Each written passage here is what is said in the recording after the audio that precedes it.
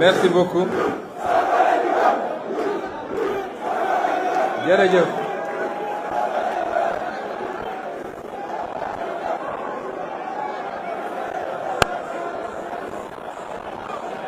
Cher Jean-Luc Mélenchon,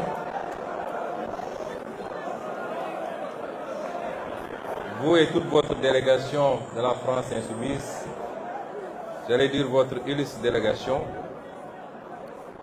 Monsieur le recteur et à travers vous toute la communauté universitaire,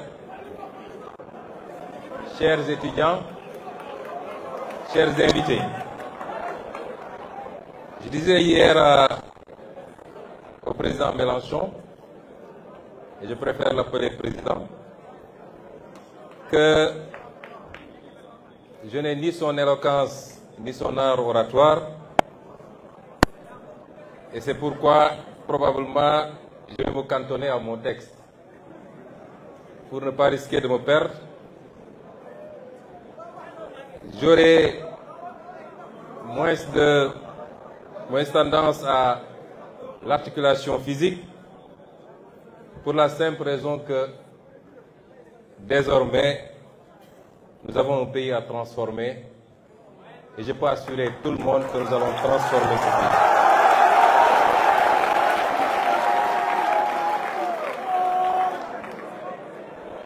Je vous le dis avec d'autant plus d'assurance que ça fait à peine un mois que nous sommes aux affaires. Un mois de travail intense, mais ce rythme de travail se poursuivra pour les 60 prochains mois, Inch'Allah. Un travail qui nous a permis d'évaluer l'ampleur de la tâche, mais également l'ampleur des dégâts qui ont été causés. Mais un mois qui ont fini de nous convaincre, plus qu'on ne l'était avant d'arriver au pouvoir, que rien ne nous sera impossible.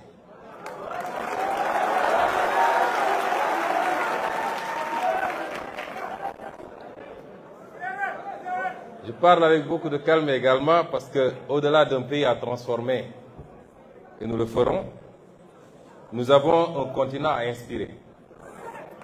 Je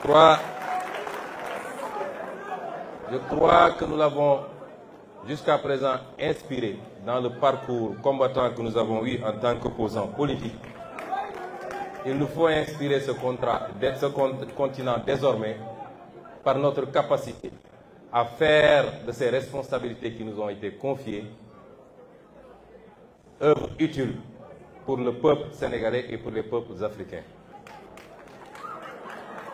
Je me joins à vous dans la défense de la cause palestinienne.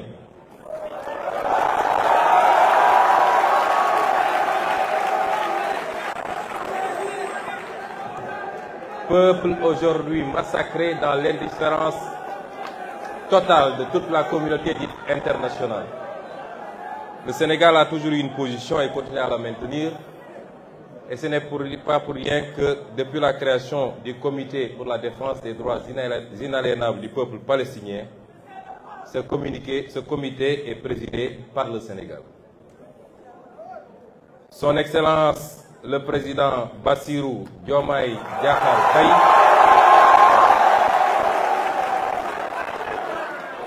a réitéré cette position sans ambiguïté du Sénégal lors du dernier sommet de l'OCI qui s'est tenu à Banjul. Je voudrais à ce niveau faire une précision. Vous savez qu'il est inscrit dans les statuts de notre parti que tout membre du parti qui serait élu président de la République démissionne de ses fonctions dans le parti. Ce que le président Bassirou Diomaye Faye a fait. Je crois que jusqu'à présent, tout ce qu'on a fait ensemble, les conférences calls qu'on a organisées entre votre formation politique et la nôtre, ont été animées, co-animées par le président Bassirou Diomaye Faye et moi-même. Il aurait bien voulu être dans cette salle avec nous, mais vous comprendrez bien que ces fonctions et surtout l'engagement statutaire que nous avons inscrit dans les statuts de notre parti l'en empêchent.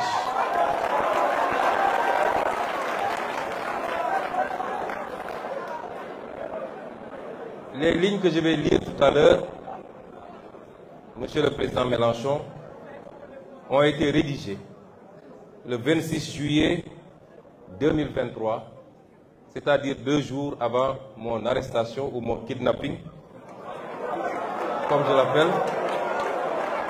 Et ces lignes avaient été partagées avec 2 de nos collaborateurs, notamment Maître Bamba Sissé, un de mes avocats, mais également un de vos concitoyens qui a joué un rôle extrêmement important dans notre lutte.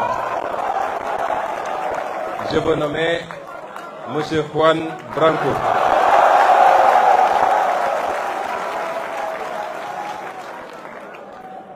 Il nous est demandé aujourd'hui d'échanger sur l'avenir des relations entre l'Europe et l'Afrique, mais il faut entendre plus particulièrement les relations entre la France et l'Afrique et entre la France et le Sénégal.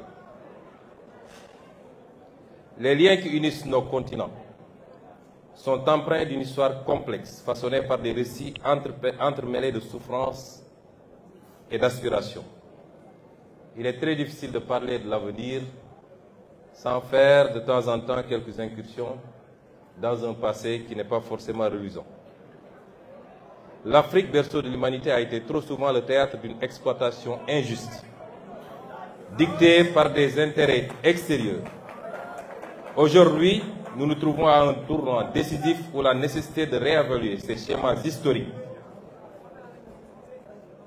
et de promouvoir un partenariat équitable s'impose avec une urgence sans précédent.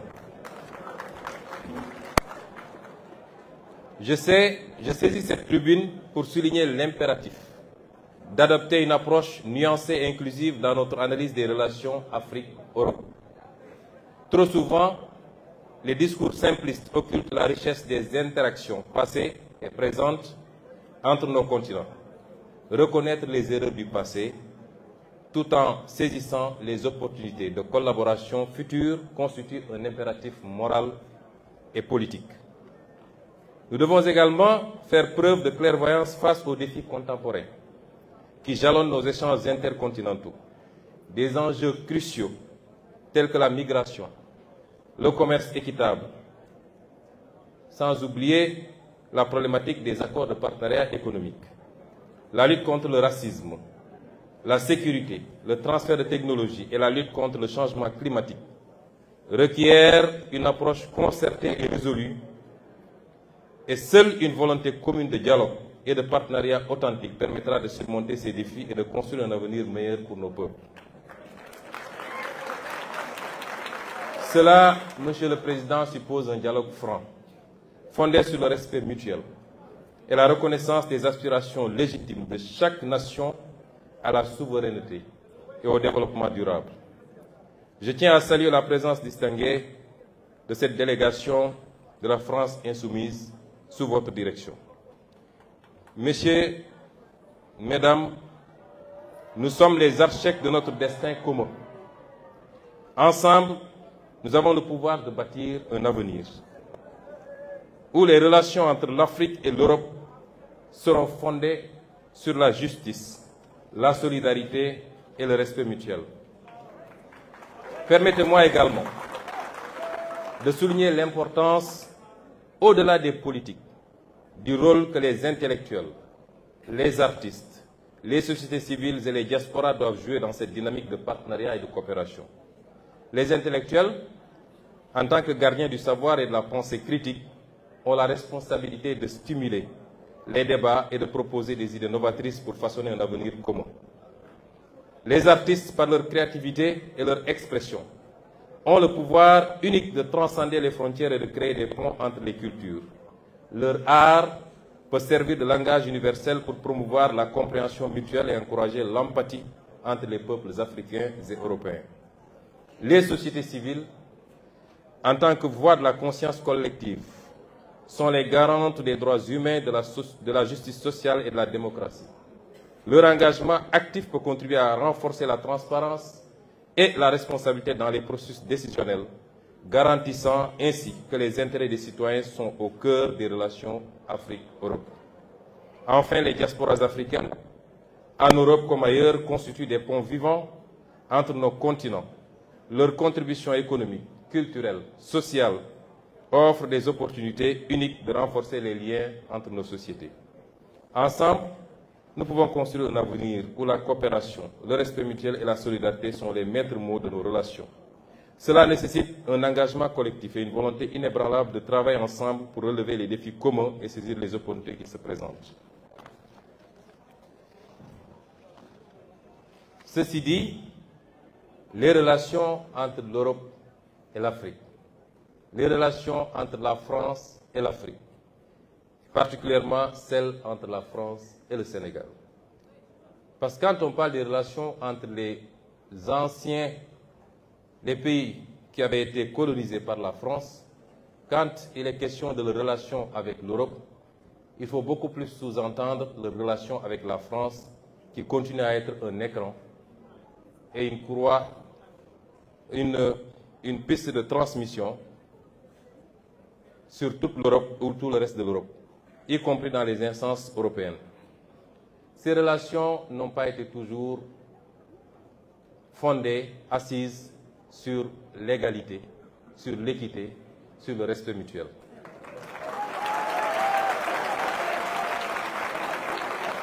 Ces relations jusque-là ont été des relations léonines au détriment des Africains et du continent africain.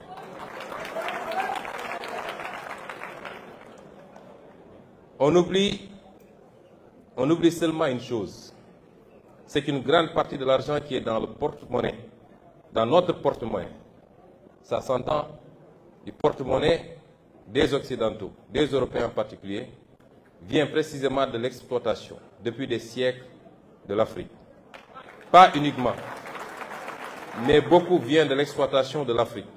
Alors il faut avoir un petit peu de bon sens, je ne dis pas de générosité, de bon sens, de justice pour rendre aux Africains, je dirais, ce qu'on leur a pris, d'autant que c'est nécessaire si on veut éviter les pires convulsions et difficultés. Avec les conséquences politiques que cela comporte dans un proche avenir. J'ai fait une citation qui pourrait être rattachée aux activistes africains les plus radicaux, mais qui en réalité vient de l'ancien président de la France, j'ai nommé M. Jacques Chirac.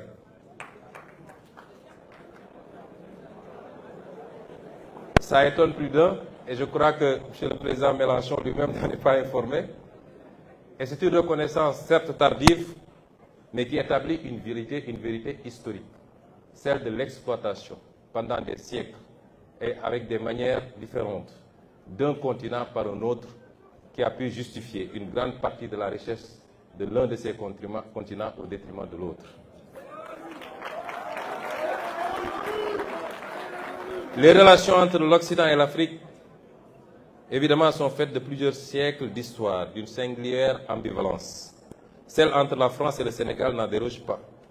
Les péripéties de ces relations à travers le temps ont abouti à des sentiments faits d'amour et de désamour, de fierté et de culpabilité, de crédulité et de scepticisme, sentiments qui se manifestent et s'expriment variablement selon les époques et les contextes. Elle se singularise depuis quelque temps par ce qui est qualifié par certains de sentiment anti-occidental ou de sentiment anti-français, exprimé par une large frange des opinions publiques africaines. Cet état de fait est souvent imputé par la majorité de l'élite dirigeante, je précise bien, une majorité de l'élite dirigeante, vous n'en faites pas partie, évidemment, par la majorité de l'élite dirigeante occidentale, plus à tort qu'à raison, à l'activisme d'une nouvelle élite populiste, combinée aux manipulations de nouvelles puissances concurrentes, n'est pas nouveau. C'est des raccourcis qu'il faut trouver face à des phénomènes.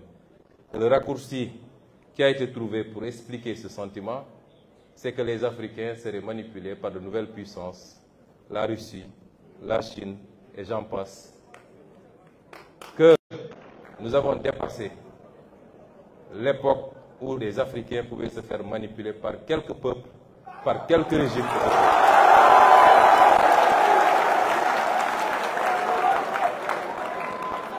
Et ce sentiment qui se manifeste aujourd'hui s'est toujours manifesté des indépendances à maintenant. Chaque génération a connu son lot de militants porteurs du même discours, désapprobateurs du caractère volontairement léonin et destructeur pour l'Afrique de ses relations avec le reste du monde et particulièrement avec l'Europe. Ce qui est par contre nouveau, et nous l'admettons, c'est l'ampleur qu'ont pris ces idées auprès des masses africaines, nourries entre autres par les échecs des élites gouvernantes africaines souvent corrompues et les relations ambiguës que l'Europe entretient avec elles, les menaces sécuritaires, l'apparition de nouvelles opportunités de coopération, mais évidemment l'effet multiplicateur des réseaux sociaux.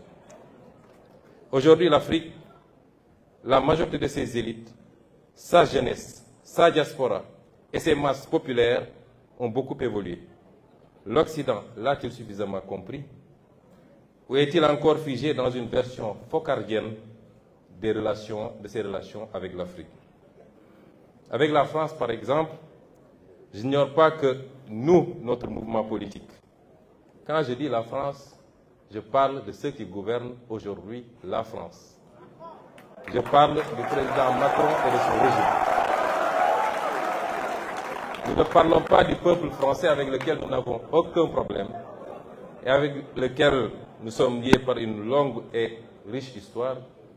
Et je ne parle pas de toutes les élites politiques françaises, ni de la société civile. Je parle de l'élite gouvernante actuelle.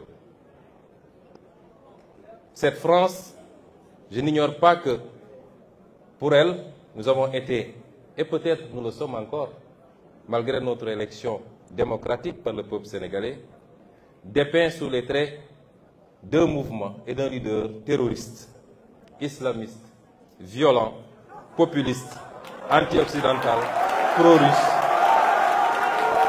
Je ne parle pas de vous. Vous partagez ce soir avec nous.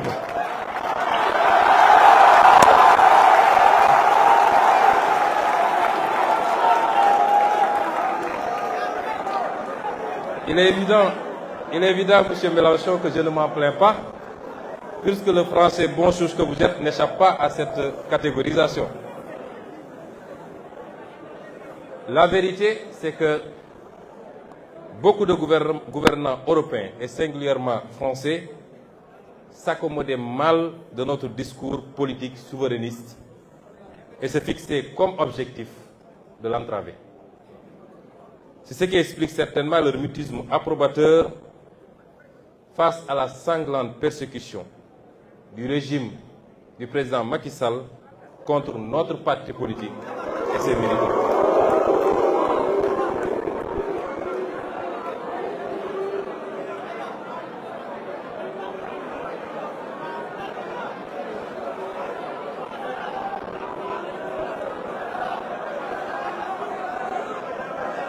Monsieur le Président Macron,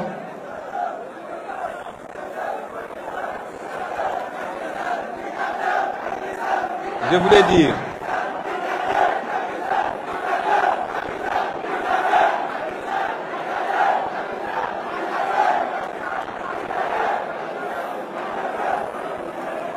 cher Jean-Luc, ce tableau semble assez sombre. Je le dis parce que durant toute la période de persécution extrêmement violente contre tout un mouvement politique au Sénégal, ayant entraîné, causé la mort de plus d'une soixantaine de personnes, des milliers de blessés, plus de 1000 détenus politiques, vous n'avez jamais entendu le gouvernement français dénoncer ce qui se passait au Sénégal.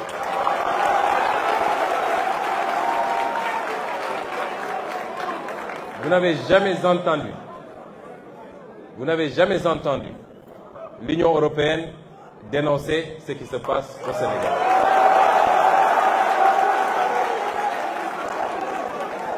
Et pire encore, c'est au pire de ces persécutions que le président Macron accueillait le président Macky Sall pour le féliciter d'avoir fait ce qu'il fallait pour sauver son pays. C'est une incitation à la répression, une incitation à la persécution et l'exécution de Sénégalais qui n'avaient de crime que d'avoir un projet politique qui était majoritairement celui des Sénégalais. Et ce qui le confirme, c'est l'élection dès le premier tour à plus de 54% de son Excellence le président Bassirou Diomaye Faye. Je voudrais faire une précision. Les propos que j'avance sont les propos de Ousmane Sonko, président du parti Pastef Les Patriotes.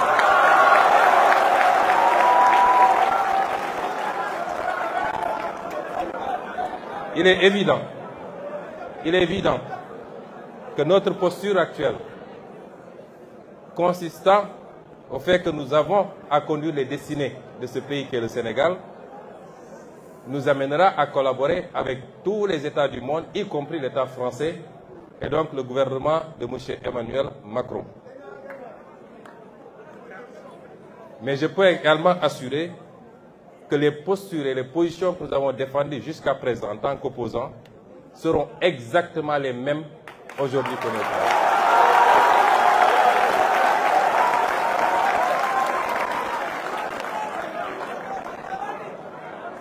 Cher Jean-Luc Mélenchon, vous et votre mouvement des Insoumis, et au-delà des Insoumis, parce qu'il faut qu'on recadre les choses, je crois que vous êtes ici dans le cadre de votre coalition qui est beaucoup plus large.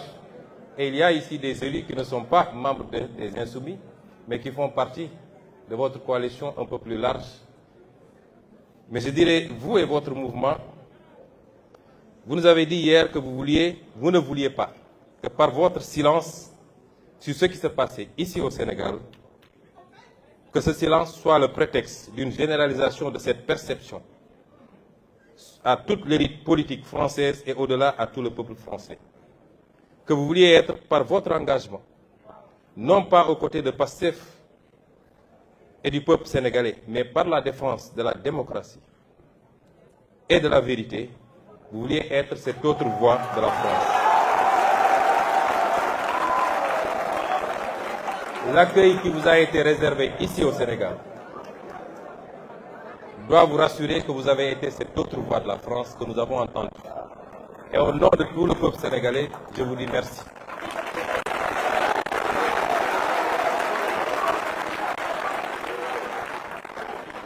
Vous voilà donc, M. Mélenchon, aujourd'hui à Dakar, terre d'Afrique, terre d'hospitalité, terre de liberté et terre de paix, pour échanger avec nous sur l'avenir des relations entre l'Europe et l'Afrique. Très vaste sujet.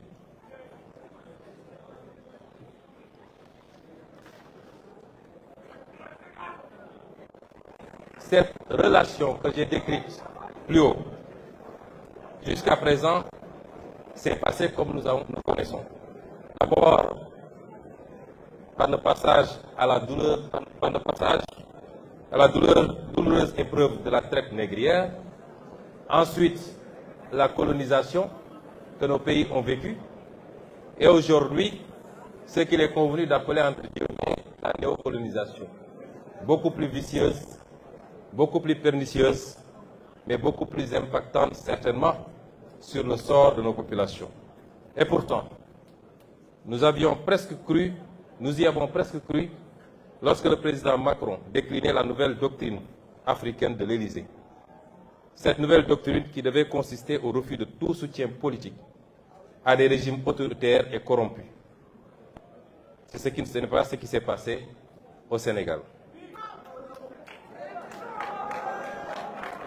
Et j'ai bien aimé tout à l'heure une expression où vous disiez que nous devions participer à tous les combats, où vous rejetiez la neutralité et vous disiez que nous devions participer à tous les combats sur la base d'un principe très simple. Je me mêle de tout avec les mêmes principes. Malheureusement,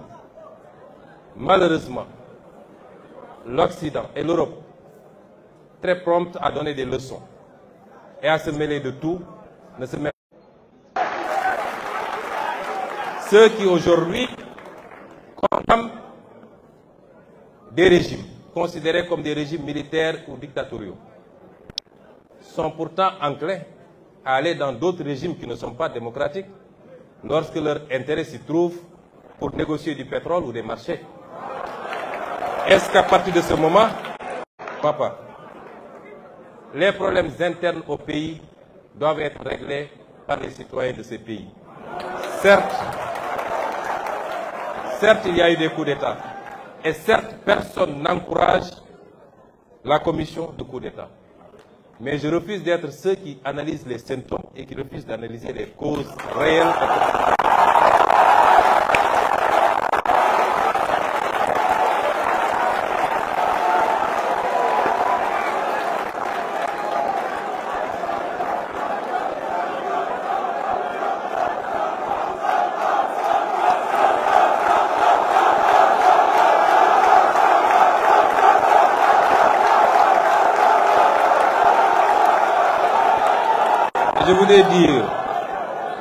Je voudrais dire, Monsieur le Président Mélenchon, que c'est ces tergiversations, cette ambivalence dans les prises de position qui ont fini par discréditer une bonne partie de l'Occident, et en l'occurrence ici, l'Europe et la France, au regard de tous ces peuples africains qui aujourd'hui vont aux mêmes écoles, suivent de la même manière l'actualité mondiale et sont aussi éveillés que tout autre peuple du monde. Et cela a fini par déteindre très négativement sur les relations entre l'Afrique et l'Europe. Il nous faut refonder ces relations parce que nous sommes tenus d'être ensemble et de travailler ensemble. Qu'avons-nous proposé jusqu'à présent, nous, Africains? Bien sûr, j'ai toujours dit que je n'impute pas tous les maux qui nous gangrènent à des responsabilités extérieures. Les détournements de deniers publics ne sont pas la responsabilité étrangère, c'est l'irresponsabilité et la boulimie de nos élites.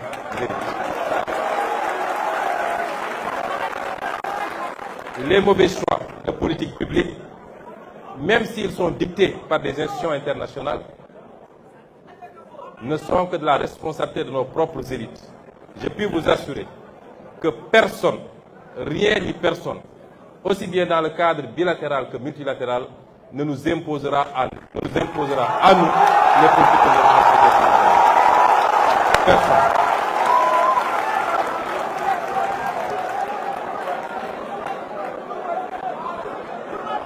Et donc, nous allons développer ici quelques axes qui nous paraissent importants, des propositions, des offres sur ce qui doit pouvoir relancer cette coopération sur de meilleurs termes qu'elle ne l'est actuellement. Mais avant, je présenterai brièvement le modèle qui est le nôtre. Nous sommes arrivés au pouvoir avec un modèle que nous avons présenté aux Sénégalais pendant 10 ans. Nous n'avons pas été élus parce que nous avons des machines à billets pour distribuer à un électorat. Non. Nous avons été élus sur la base d'un programme, d'un projet, d'une vision. Et de manière synthétique, c'est quoi cette vision? Pour nous, l'Afrique peut et doit être une importante locomotive de la croissance mondiale. Pour cela, elle n'a prioritairement besoin. Elle n'a pas prioritairement besoin d'un traitement de faveur ou d'une approche infantilisante, comme ce fut le cas jusque-là. Elle n'a pas besoin d'un modèle principalement financé de l'extérieur à travers une dette mal maîtrisée et libellée en devises étrangères, ou d'un afflux d'investissements directs étrangers exclusif du secteur privé national qui génère une croissance extravertie du fait, entre autres, d'un taux de change fixe. On nous parle de croissance depuis des années. La pauvreté n'a pas cessé de galoper. Le chômage n'a pas cessé de monter. Parce que cette croissance n'est pas faite par et pour les Africains.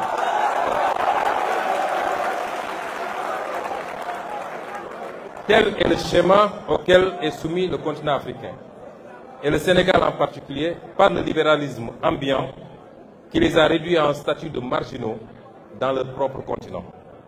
Les conséquences sont sans appel. Comme je l'ai dit tout à l'heure, extrême pauvreté, chômage, déstabilisation, crise politique et émigration clandestine. Le modèle que nous voulons donc est totalement opposé et repose sur une mobilisation optimale des ressources endogènes d'abord. Leur utilisation efficace, efficiente et transparente dans un état de droit et un environnement de liberté économique qui soit propice au secteur privé, national d'abord, africain ensuite, international enfin.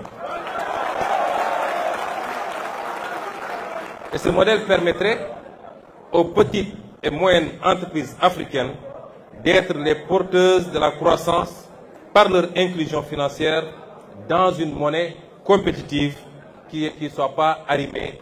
Dans ce modèle donc, l'Afrique doit être sa propre locomotive. Et le reste du monde en bénéficiera nécessairement, y compris en apportant des compléments de ressources financières, technologiques et en offrant leur marché. Dans cette perspective, la France, l'Europe doivent et peuvent rester des partenaires principaux, voire privilégiés, du Sénégal et de l'Afrique. Il y a des atouts dans la relation entre les deux continents et entre votre pays et le nôtre. Ces atouts sont indéniables. Nous ne sommes pas là pour faire du nihilisme absolu. Le premier atout, c'est que nous partageons cette culture ou cette soif au niveau des peuples, en tout cas, de la démocratie et du libre choix des peuples. Je crois que le Sénégal a suffisamment démontré à travers les années, malgré les crises que nous avons traversées, que c'est un peuple qui est très attaché à sa liberté et à sa démocratie.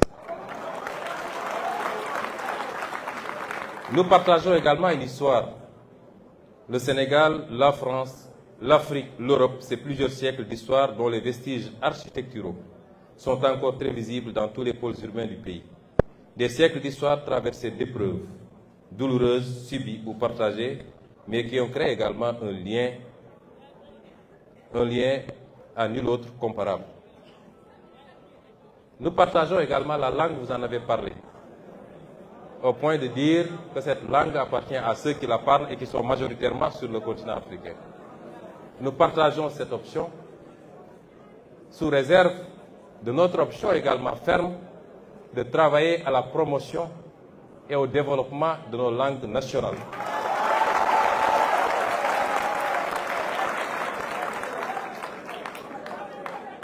Nous partageons également un corpus institutionnel et juridique. L'un des solides héritages justement de cette histoire réside dans la similitude des systèmes institutionnels et juridiques en usage dans nos pays, ce qui simplifie et stimule les rapports de travail, la mobilité professionnelle, des professions libérales par exemple. J'ai ici devant moi Maître Tine, qui est à la fois avocat au barreau de Paris et au barreau de Dakar du Sénégal, et le partage d'expériences également. La proximité géographique, le continent qui nous est le plus proche, évidemment, est le continent européen. Et pour le Sénégal, une attention mutuelle. Tous ces éléments sont des prérequis qui peuvent valablement présager de relations privilégiées et riches si l'on sait leur donner les orientations adaptées au contexte et à l'époque. Quels sont les contours qu'il faut lui donner? Nous avons une marche extraordinaire de progression dans nos relations, dans le domaine de la technologie, de l'intelligence artificielle, comme on l'a dit tantôt, de l'efficacité énergétique et la transition écologique, des questions d'immigration et de bonne gouvernance, que je vais traiter un peu. Parce que la malgouvernance et la pauvreté sont le lit de ces tentatives morbides d'exode codifiées sous l'appellation d'immigration clandestine par le peu de perspectives qu'elles offrent aux populations africaines. J'ai dit une fois qu'en réalité, l'immigration est un phénomène naturel aussi vieux que le monde. Elle peut être justifiée par deux raisons. Simplement parce que, premièrement, les gens ne trouvent plus à s'épanouir là où ils sont installés. Ou deuxièmement, que d'autres sont venus prélever leurs richesses et ils suivent le même chemin que leurs richesses.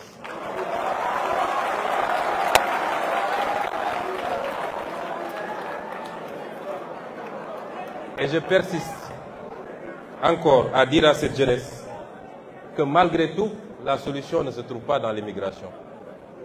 Et qu'aujourd'hui, ce que tous les peuples ont fait pour faire de leur pays ce qu'il est devenu, nous pouvons faire plus et mieux et obtenir plus que mieux.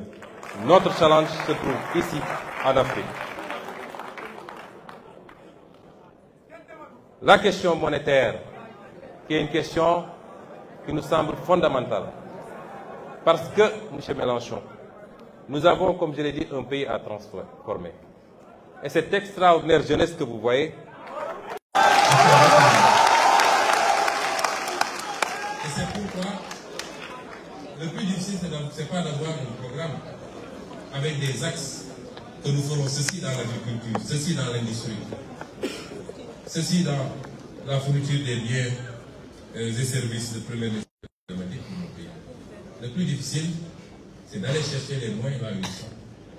Et nos moyens sont énormes, mais ils nous échappent.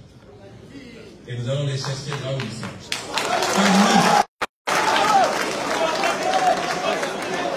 Et sur ce chapitre, je voudrais dire que la monnaie, tout autant que l'impôt, est un puissant levier économique et un instrument de souveraineté. On a tantôt parlé de souveraineté.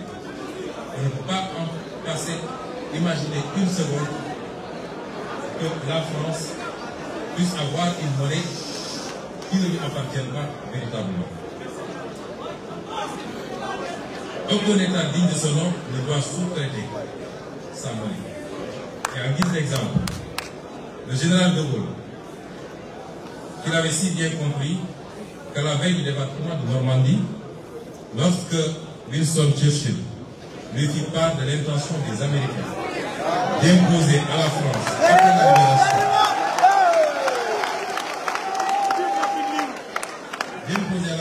après la libération, une nouvelle administration, une monnaie appelée billet drapeau, le général piqua une colère noire. Vous connaissiez ces colères. Allez, faites la guerre avec votre fausse monnaie rétroactive. Ce billet ne circulera que peu de temps en Normandie, notamment un seul mois de nouveau.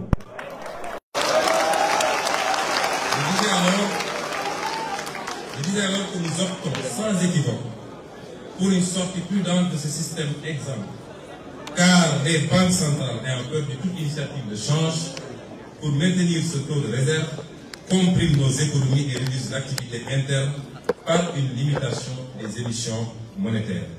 Ce que nous proposons, c'est de restituer à la monnaie ses fonctions d'écoute et de financement de l'économie par la formulation de l'offre des productions à l'exportation et à la consommation intérieure, l'appui aux politiques industrielles, et j'en passe, et j'en passe.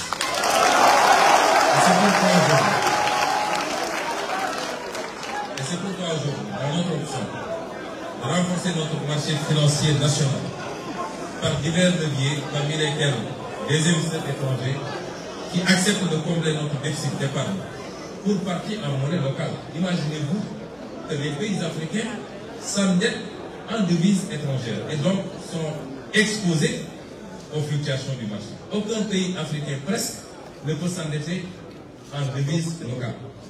Et cela doit cesser parce que nous en subissons les conséquences. Et ça va cesser. Ce que nous voulons également, c'est une monnaie flexible, arriver au moins à deux devises, à même d'aider à amortir les chocs exogènes et accompagner notre compétitivité à l'exportation. Je ne pourrais pas faire tous les développements sur la question monétaire, mais si j'en parle, c'est que à chaque fois qu'un homme politique africain soulève la question monétaire, il devient le diable incarné. Nous n'avons pas le droit de parler de notre propre monnaie. on n'en débat jamais au Parlement, on refuse d'en débattre dans les plateaux de télévision, et pourtant vous pouvez débattre de l'euro sur la tribune de l'Assemblée nationale française.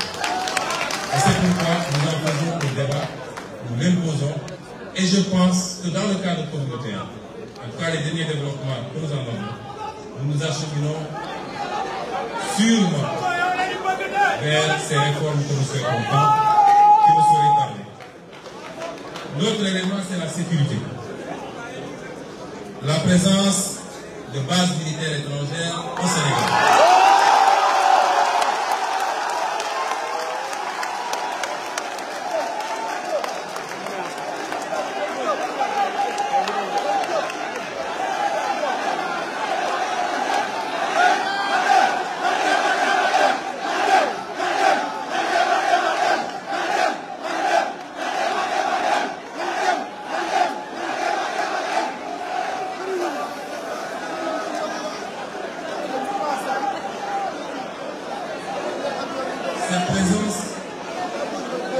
Cette présence de base militaire suscite des interrogations légitimes. Plus de 60 ans après nos indépendances. Nous devons nous interroger sur les raisons pour lesquelles l'armée française, par exemple, bénéficie toujours de plusieurs bases militaires dans nos pays et sur l'impact de cette présence sur notre souveraineté nationale et notre autonomie stratégique. L'histoire récente, j'aime bien prendre des exemples sur la France elle-même. L'histoire récente de la France est très riche en anecdotes intéressantes sur la problématique et les enjeux de la question sécuritaire. Entre 1956 et 1958, vous êtes historien, je ne sais pas, je peux me tromper sur les dates et même sur les faits.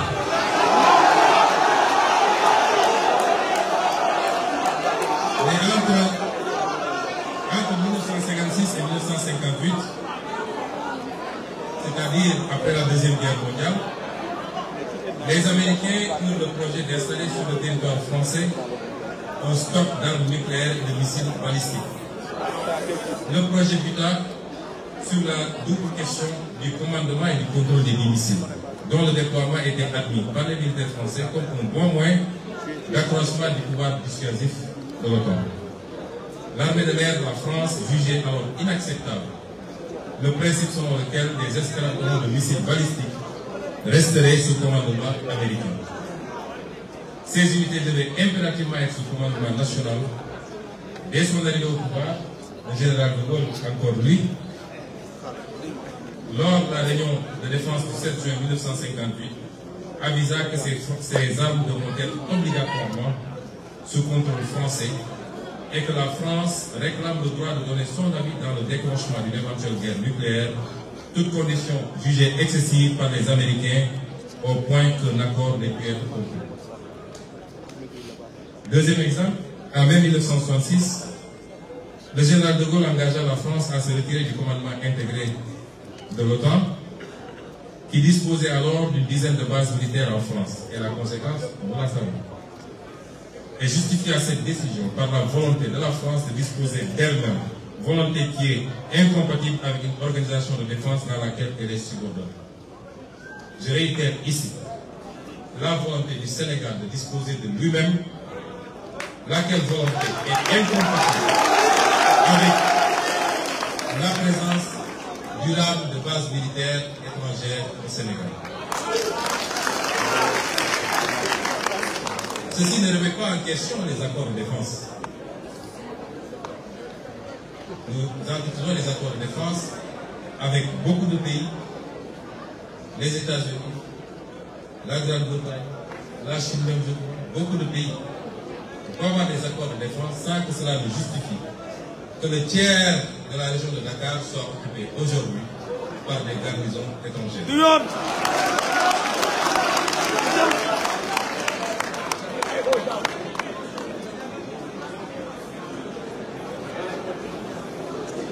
Le quatrième point, c'est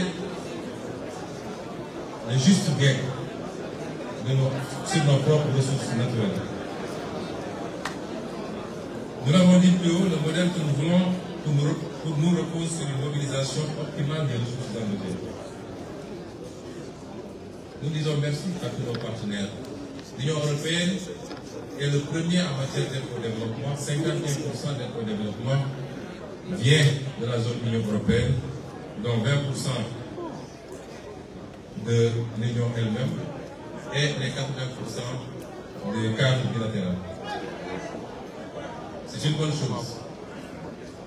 Mais si vous mettez en parallèle ou en contradiction certaines par rapport à ce que nous perdons, nous, dans la relation réelle, économique, qui peut se jauger à travers l'exploitation de nos ressources naturelles, à travers les clauses des marchés publics exploités sur le pays, je peux vous assurer que nous perdrons 10 fois plus ou 20 fois plus.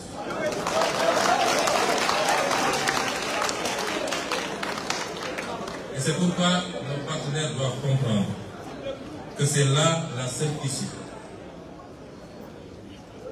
Dans la délicate et tenace question du chômage de masse, c'est que nos pays s'organisent, en plus de la mobilisation des ressources fiscales et des droits de porte, en plus de la question monétaire qui va nous permettre de pouvoir avoir une monnaie adaptée à nos réalités économiques, en plus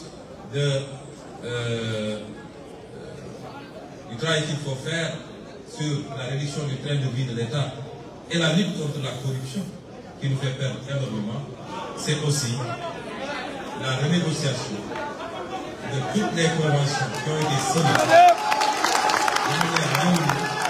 et qui aujourd'hui, aussi bien au niveau des clauses juridiques, des clauses financières que des clauses techniques, sont au détriment de notre peuple. Je peux dire ici, et vous ne le saviez pas, on nous a promis que le gaz commencera à être exploité cette année. Vous connaissez l'impact que peut avoir cette richesse sur un peuple. Vous allez dans des pays comme le Qatar qui, 30 ou 40 ans en arrière, on y a enregistré que les tentes dans le désert. Vous voyez ce que c'est devenu avec une bonne utilisation de notre gaz naturel. Mais si nous ne prenons pas de responsabilité, je peux assurer les Sénégalais que dans les 15 ou 20 ans à venir, le Sénégal ne gagnera pas un copec de son gaz. C'est inadmissible. Et c'est pourquoi nos partenaires, s'ils sont vraiment des partenaires, doivent encourager, accompagner ce processus de rééquilibrage du gain que chacun doit avoir dans la gestion de cette. Oui, nous acceptons qu'un investisseur qui a pris des risques, qui a investi, doit gagner et avoir beaucoup sur l'investissement. Mais non, nous n'acceptons pas qu'il gagne tout et que nous gagnons presque rien. Ça, ce n'est plus l'affaire de développement.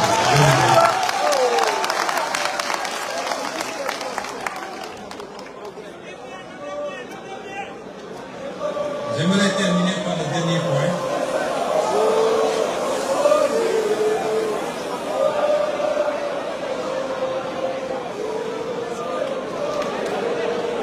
J'aimerais terminer par le dernier point.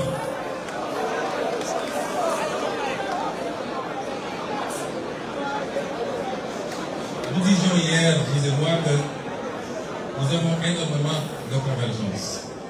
Et je suis sûr que vous vous retrouvez dans tout ce que j'ai dit jusqu'à présent.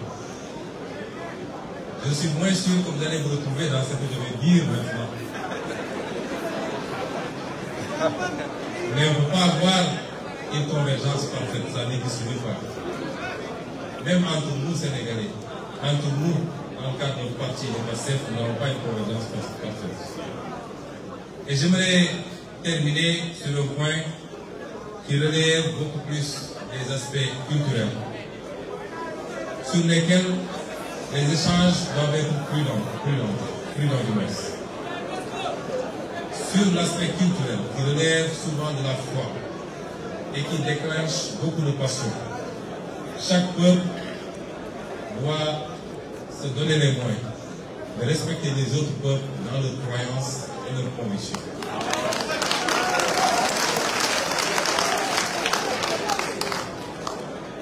Et vous avez dit tantôt également, je l'ai noté, que la crise de l'humanité ne peut se résoudre que par le contrôle des citoyens sur leur société. Il n'y a pas une seule société humaine. il peut y avoir un certain nombre de valeurs universelles. Mais il y a des spécificités qu'il faut reconnaître, connaître, comprendre et accepter. Et donc, la question liée aux mœurs, la question liée à ce qu'il est convenu d'appeler les LGBTQ,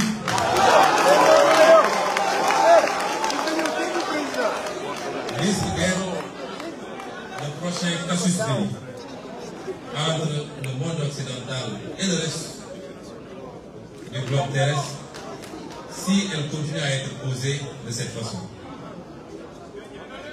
Cette question subitement érigée en débat prioritaire au sein des opinions occidentales, que nous respectons quand ça relève de leur réalité.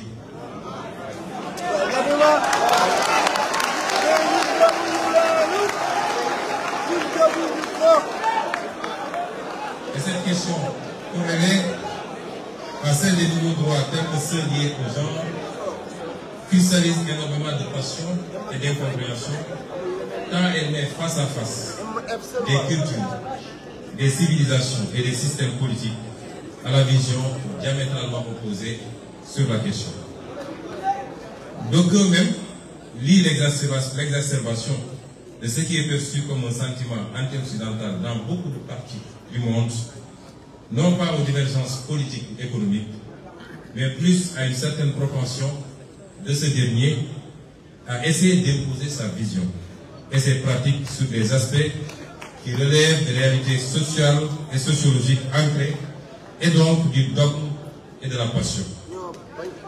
Le Sénégal est un pays optionnellement et fondamentalement laïque, non pas dans le sens d'un État athée, mais plutôt d'un État équidistant et respectueux de tous les cultes, et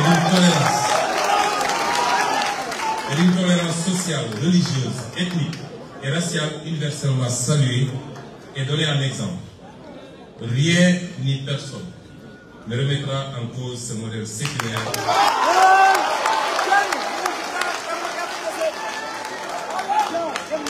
qui précède même l'avènement de l'État sénégalais moderne. Cependant, même si nous partageons une ossature universelle de la laïcité, chaque société l'adapte à son contexte et à ses réalités socioculturelles. Celle du Sénégal, je viens de rappeler, n'est pas faite de séparation rigide de l'État et de la religion, mais d'une complémentarité contenue faisant de l'État un acteur assumé du fait religieux qu'il encadre et finance même, et des religieux, des régulateurs sociaux indispensables à l'apaisement et à la stabilisation de la vie politique et sociale. Ceci est rendu possible et même indispensable par la texture socioculturelle du peuple sénégalais, au sein duquel le spirituel occupe une place importante, chrétiens, musulmans, adeptes des religions traditionnelles confondues.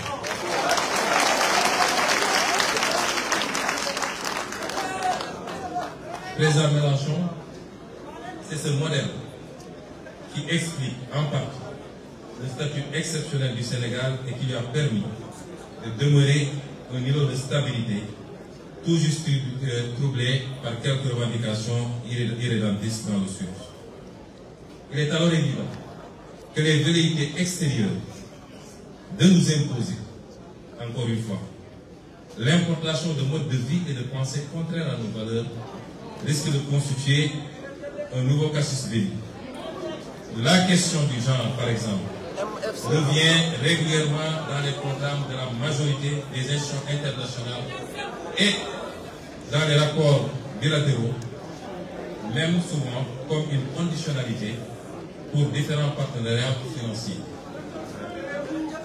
Nous pouvons noter aujourd'hui que la question des genres n'est pas nouvelle dans nos sociétés. Il ne faut pas penser que nos sociétés ne connaissaient pas ces questions. Elles les connaissaient, elles les géraient à leur façon. Elle ne l'est nulle part d'ailleurs et est presque consubstantielle à l'humanité. Elle ne peut être donc l'apanage de l'Occident. Chaque société, comme je le disais, a établi et perpétue librement ses mécanismes d'absorption des faits sociaux qu'il faut respecter dans la limite de l'humainement raisonnable. Par exemple, la France interdit la polygamie. Le polygame que je suis serait...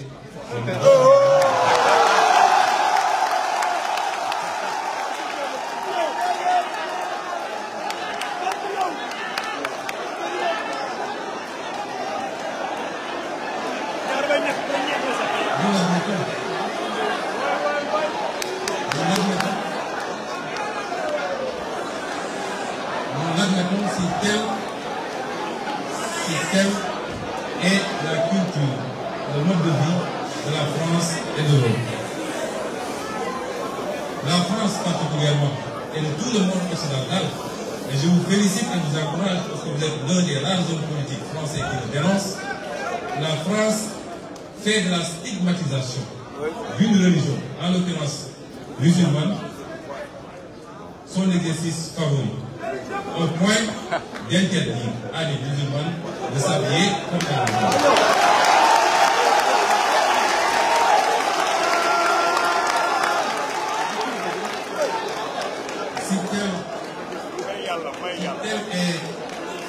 Si cela est conforme à la culture, au mode de vie, aux options des Français, nous l'acceptons et les Sénégalais qui vivent en France devront s'y adapter. Eh bien, si aujourd'hui, dans notre société, le phénomène dont je viens de parler n'est pas accepté, il est toléré. Et le plus grand danger que peuvent encourir les membres de ces communautés, c'est la propagande qu'on veut nous imposer.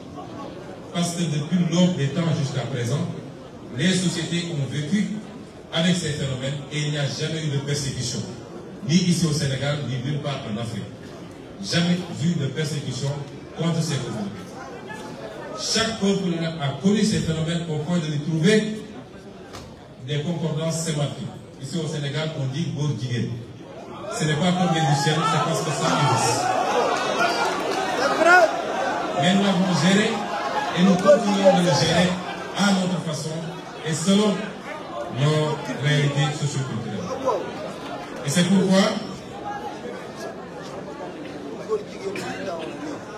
nous disons que sur ces considérations, nous appelons le monde occidental à faire preuve pour une fois de retenue, de respect, de réciprocité et de tolérance. J'entends souvent, quand il y a des problèmes en France, les officiels disent c'est à notre mode de vie qu'on s'est attaqué. Quand il y a des kamikazes qui posent des bombes, ce que nous dénonçons tous et tout le temps, le discours c'est que ces illuminés s'attaquent à notre mode de vie. Et bien, nous aussi nous avons un mode de vie. Le mode de vie ne peut pas être uniforme et universel. Il doit souffrir de quelques exceptions ça et là. Et c'est pourquoi je conclurai par dire que sur ce phénomène particulièrement, le Sénégal et beaucoup de pays africains ne peuvent accepter une quelconque velléité de leur imposer la légalisation de ce phénomène.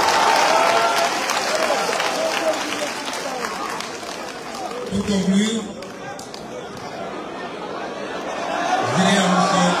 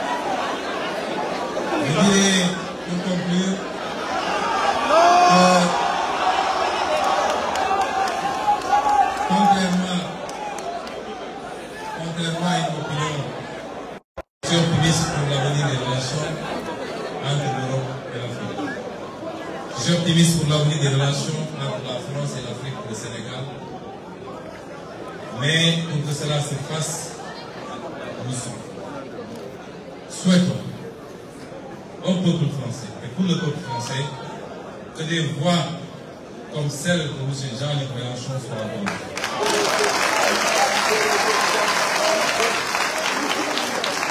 Un discours éclairé, réaliste, qui tienne compte des évolutions remarquables de ces dernières décennies et qui marque un tournant que seule l'élite européenne ne comprend pas encore. Il est important que ces discours soient entendus. Je ne suis pas en train de m'immiscer dans la politique intérieure française. J'ai la réputation d'avoir pu élire des maires et des députés.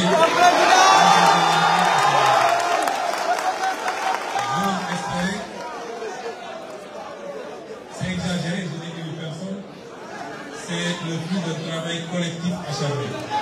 Mais j'ose espérer que cette prédiction se réalise lors des prochaines élections présidentielles en France en 2025.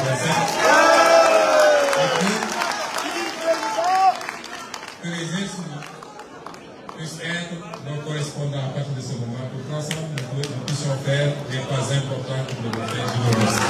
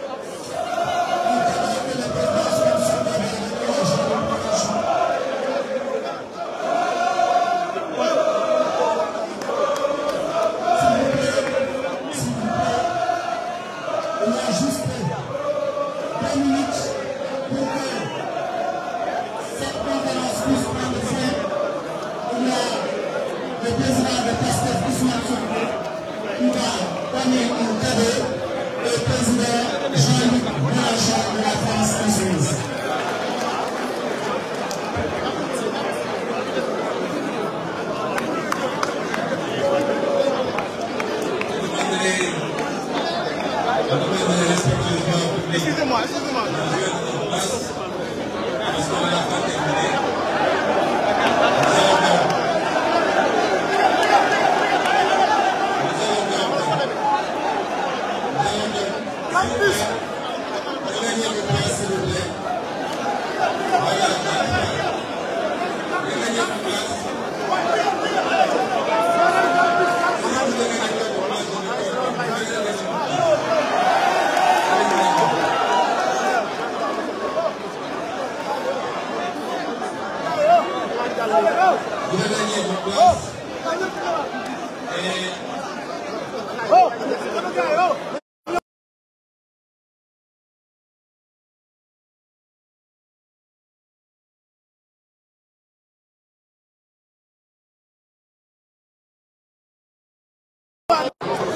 Je vais donner à notre hôte la possibilité de vous dire au revoir pendant quelques minutes. Après, on procédera à une remise symbolique de cadeaux pour lui et pour la France insoumise avant de lever la séance. Donc, je vous prie de garder votre place. Et ensuite, nous serons à votre disposition. Merci.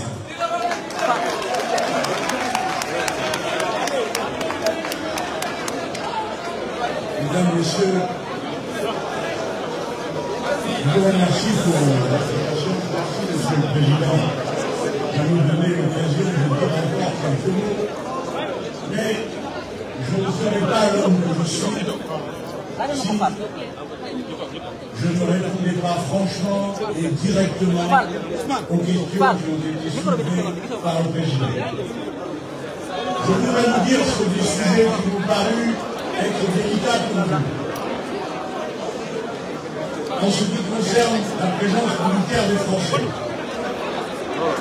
que j'ai toujours plaidé sur une ligne constante, et j'y pense concernant le Mali, que les pays appartiennent à ceux qui les occupent et plus de l'ordre. S'il y avait un gouvernement insoumis en France et que le Sénégal vienne à réclamer que les troupes françaises s'en retire. Et bien évidemment, nous appliquerions les décisions du peuple souverain et du Gabon. Notre intention, en quelque sujet que ce soit, ne passe jamais par la force. Et les relations bilatérales doivent être toujours des relations consenties mutuellement. C'est pourquoi nous ayons répondu avec la plus grande franchise sur la question de la présence militaire. Et en vous rappelant que si je suis capable de faire la critique de mon pays lorsque je lui reproche d'être resté pendant 9 ans au Mali sans commander discuter à l'Assemblée nationale française, ma pensée ne se dissocie pas un seul instant de ceux de mes compatriotes qui, obéissant aux ordres qui leur étaient donnés, se sont sacrifiés dans cette aventure, que je considère en effet comme une aventure. Ensuite, je veux vous dire avec la même franchise que la question de la monnaie doit se régler bien évidemment par les pays africains eux-mêmes et que nous n'aurions aucune intention de nous mêler dans définir la valeur pour quelque pays que ce soit. Mais nous savons, et c'est là qu'il faut réfléchir plus profondément, qu'en oubliant que nous sommes bien sûr les représentants de nations et des peuples amoureux de notre propre histoire, mais que nous sommes aussi unis par des causes communes. S'il y a une monnaie qui est gagée sur une monnaie européenne, ce n'est pas seulement parce que ça faisait les affaires des Européens, mais aussi parce que ça faisait les affaires d'un certain nombre des élites africaines qui y trouvaient la garantie que leur bien serait protégé par eux-mêmes. Enfin, je veux vous dire avec la plus grande netteté, par respect pour mes compatriotes, je suis un homme absolument et radicalement engagé sur un point, et je veux vous remercier de l'aborder aussi franchement, Président. Parce que si on ne peut pas se parler franchement, alors on ne se parle pas. C'est une comédie. Nous venons de dire sur quoi nous sommes d'accord. Je crois que vous l'avez entendu. Vous venez de dire sur quoi nous sommes en désaccord. Je vous le confirme. En effet, je suis le premier législateur français qui ait déposé un texte de loi à propos de la population de la possibilité du mariage homosexuel. Je suis, si vous voulez le savoir, hétérosexuel.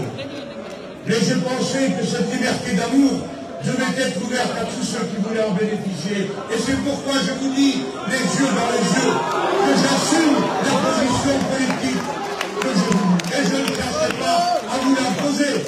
Mais il est inutile de parler cette divergence d'une divergence qui viendrait entre les nations. Car chez nous, c'est les pires réactionnaires et les pires racistes qui se sont opposés à cette disposition légale. Donc, c'est si bien que je l'assume et je vous dis que je sais que dans mon pays, elle fut controversée. Et nous l'avons réglée comment? Comment l'avons-nous réglée? En votant. Eh bien, peut-être qu'un jour vous-même vous voterez, et alors, votre décision.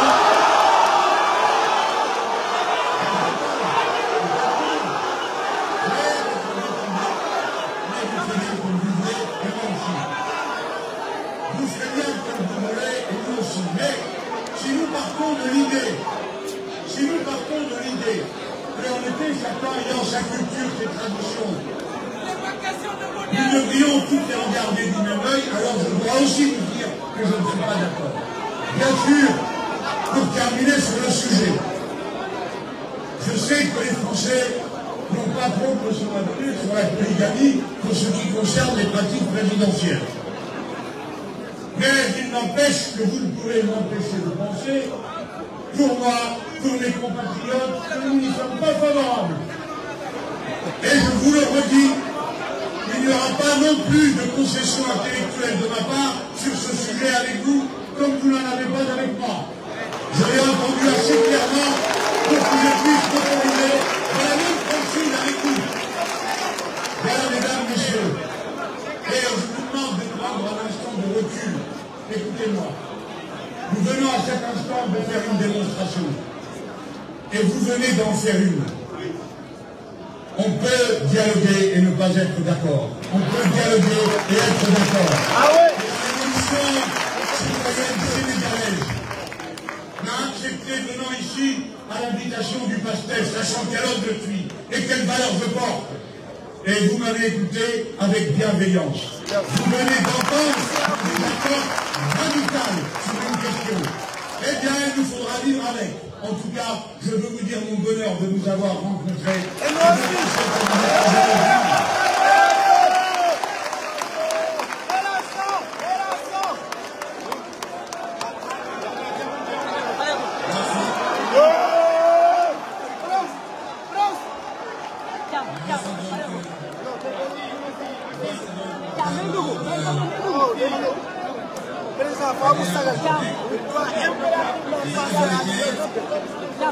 C'est ce que le président Mélenchon a dit. Il est possible de dialoguer de tout, de constater des accords et de capitaliser sur nos convergences.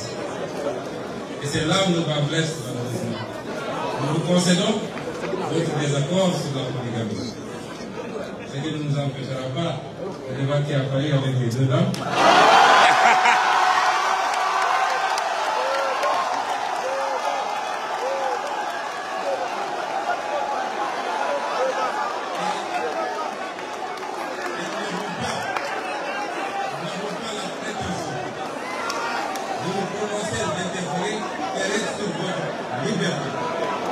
De légiférer, soit pour ou contre le phénomène.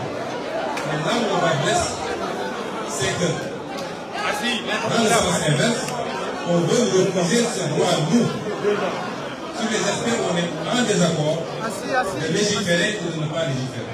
Et c'est ça l'intolérance justement. Et c'est ça que nous n'acceptons pas.